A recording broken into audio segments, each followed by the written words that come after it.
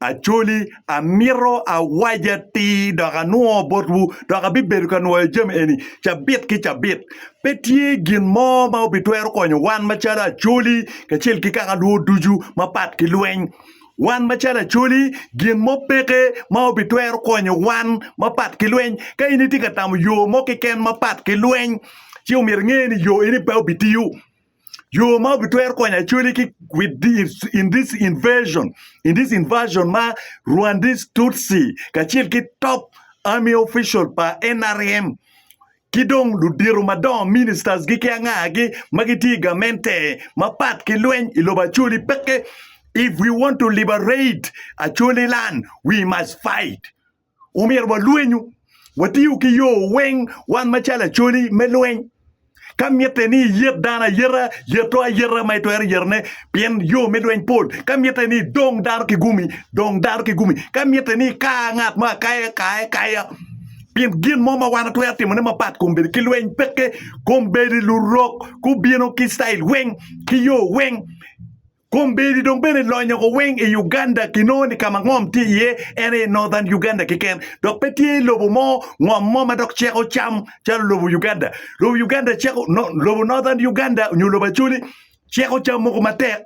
kima rio miro rolls ben tie ko madiri ye kima dek tie in the center peti ka mo ma be loyo ngom pa chuli ene we Uganda look e wani northern Uganda yeti food basket me Uganda so actually lwenye no biero lumugu koni dek kiri miero wang me lwenyo kama don wana o yeni koni dek lwenyo unye miero lwenyo o miero wa lwenyo because we have all reason to fight watiki tien lo weng me lwenyo lwenyo kikene yo bitwer konyo wati yu ki yo wa weng gin mo kiken mo miero watamu o miero wa yinyu yo me lwenyo wando tien actually mo twer wako wati wako koni twer konyo daru gang kuje ki drone kon ki kamera kon kit ki chente kon me lobing jemi lwen unyo mudugu start it now a winyu luming mugu museben vor ge Uganda kuje gilwaro no mudugu ilobo mo kene dan weng free to have guns iberi ki mudugu ni tekati ki chilling I will mudugu ni beru kede eni ma ditch eni ma museben ku kede ni to toilet purposely ni we run this tutsi ki museben ki ka ki family ne umete ki loyo one Uganda umete ki we one machala nywele me Uganda wa mete ki beru pi eni lok mo ba let full ento pini jo mo ken ma pegi ngeo pegi neno lok endok pegi neno ma like pegi ngeo pegi no lete achuli maming pegi tiga neno gineni achuli maming gipe ka neno lete ento wan mo ken mo watau pi nyim wa ke nyim pa lutien wa ke nyim pa ka achuli ni wati no lete ma pe wache wati no lete ma wani kana diwo pekete wang ni kana pe wa twer kerne wang wa wati ka yele wati loki chui jo mo ken gineno pegi neno gineno ni mani na yigi mo ma let tutwa achuli gin mo ma mier wana tamu mapat ki lwen peke gin mo ma miero watamu mapat ki lwen pe an mercha Daniel Sokane ati lwen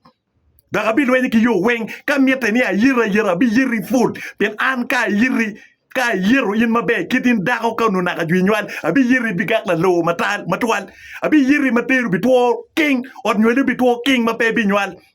ka yin la jobe ne aromo yire pa poli bi kweo nyimi bi kweo mape bi chung nyimi pe bi telo so an merit lwenya tieko lutela mamiete ni ayera magiti timo jema nywa ilo bachuli magiti charwa gitika timo jema nywa mere ko gubu magiti timo miri babalalu abi yero gi chot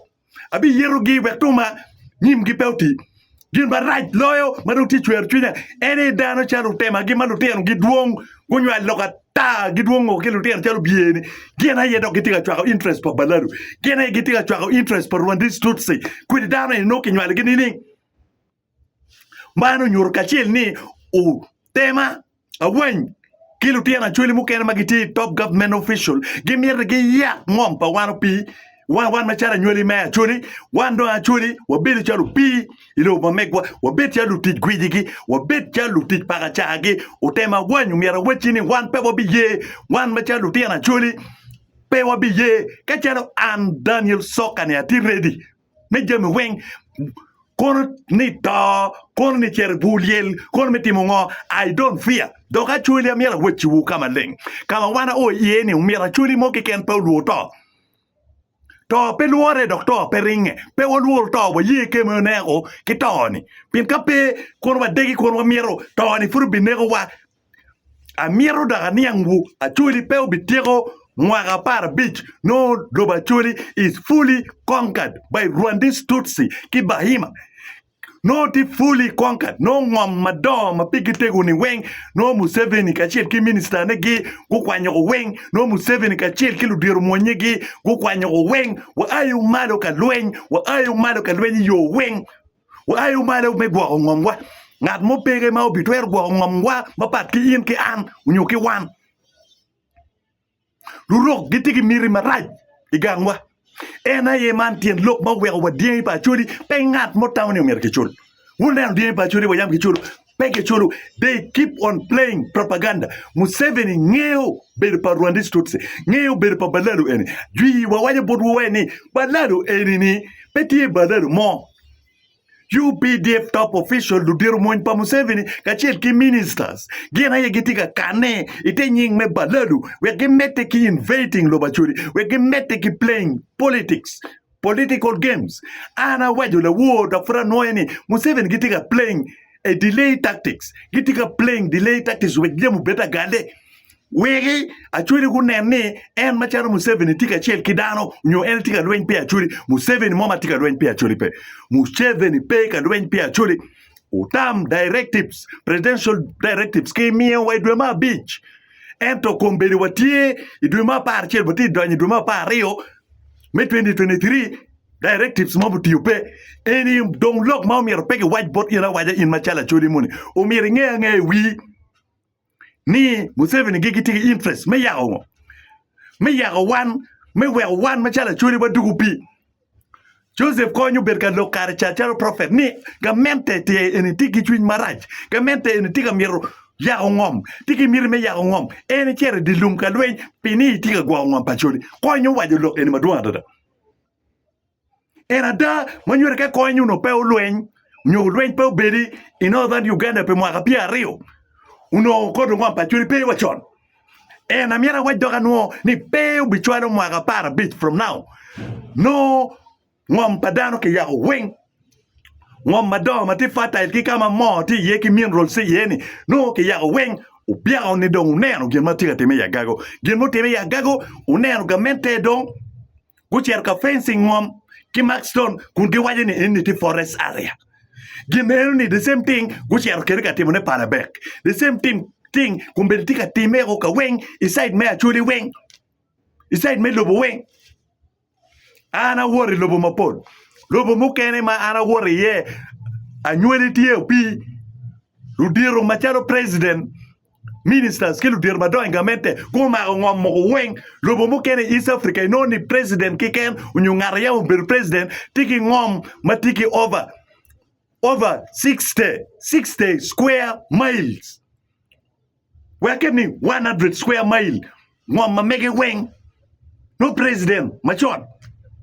President muken machon. Pamya luon ying lobo mo. So, jami enini, kombeli Museveni giga chelki minister gewa eni. We're getting kimete kiri kom. We're getting kiri lodge. Umirge yak mom padano weng. We're dano bepe kikero mo totally. So man in a year gin ma wego an article emphasizing dok juya wani umiro ki lwenya wati yuki yo weng me lweny kombe ko tamni Rwandese Tutsi nyo balaru gitika biro gikwaro dia lobo mamegwa gitiki mudugo eni no miro whiteboard waningo wan machala churi umiro waniangi lok eningo lweny ka ngaro bir ka lweny we oti indok puri wani kwangdoke kimine nino unyodoke mine kare le kuo mudanyi oti imine kare tuol ka udanyi oti ini waine do kon kimi ja bera chen kitwon kimi duration botwon umede kibede oti eni gin mapetwere wan machala churi wa ayu malo yo weng luani His Excellency Daniel Soka